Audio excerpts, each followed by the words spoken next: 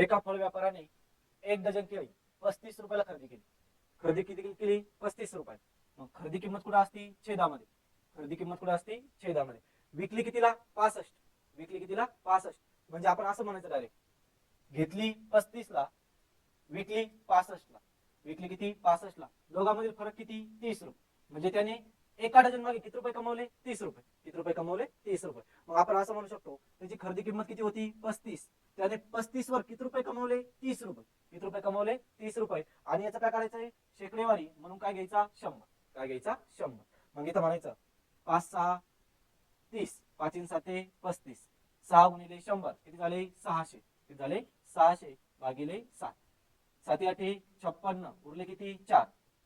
7 5 35 उरले किती? 5. पॉईंट 0. 7 7 49 उरला 1 0. 7 7 1 7 म्हणजे 85.71% काय झाला त्याला? नफा. 85.71% काय झाला? नफा. चला पुढचा प्रश्न.